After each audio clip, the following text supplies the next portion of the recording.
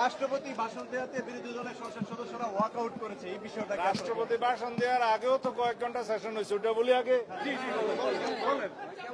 আজকে হচ্ছে সেই দিন, যে দিনের জন্য, যে মুহূর্তের জন্য সারা জাতি 17-18 বছর অপেক্ষা করেছে।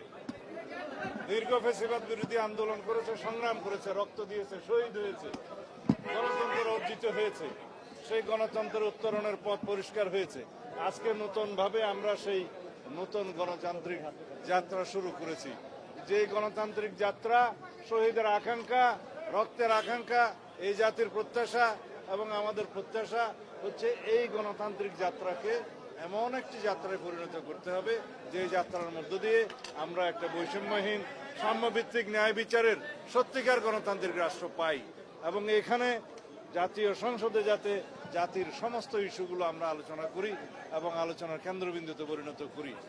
এর মধ্য দিয়ে আমরা এমন একটি গণতান্ত্রিক সংস্কৃতির চর্চা অব্যাহত রাখবো যে গণতান্ত্রিক সংস্কৃতির চর্চার মধ্য দিয়ে চিজি আইসক্রিমের সাথে ভেলভেটি কেকের মিশ্রণে পোলার রেড ভেলভেট আইসক্রিম, মন ভালো থাক। বাংলাদেশের সত্যিকার অর্থে আমরা একটি গণতান্ত্রিক শক্তিশালী বাংলাদেশ বিনির্মাণ করতে পারবো।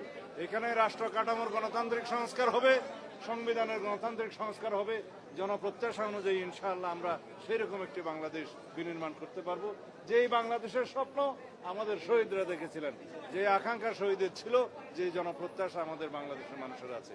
ধন্যবাদ। ভাই, বিরোধী দলের সংসদ সদস্যরা ওয়াক আউট করেছে, এই বিষয়টা কিভাবে দেখছেন? বিরোধী দলের সংসদ সদস্যরা বিধি মোতাবেক ওয়াক আউট করতে পারেন, তারা ওয়াক আউট করেছেন। এটা ব্যতিক্রম কোনো কিছু ঘটনা নয়। তারা আবার আসবেন, আগামী দিনে যে সংসদ বসবে সেদিন আবার আসবেন। আবার কবে বসছে? না, এটা কোনো নজিরবিহীন নয়। বিরোধী দলের সংসদ সদস্যদের তাদের অধিকার আছে, কোনো বিষয়ে যদি তারা সিদ্ধান্ত নেন যে ওয়াক আউট করবেন, তারা করতে পারেন, করেছেন।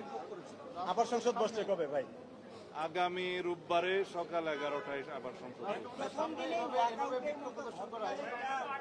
এই যে সংসদীয় নতুন সংস্কৃতি তৈরির একটা কথা বলা হচ্ছে, এই সংসদের মধ্য দিয়ে কার্যকর সংসদ হবে, আগের মতো না।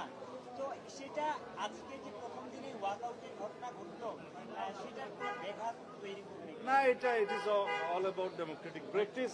এটা গণতান্ত্রিক সভ্যতার মধ্যে আছে, পার্লামেন্টারি সংস্কৃতির মধ্যে আছে। হ্যাঁ, প্ল্যাকার্ড তারা না দেখালেও পারতেন।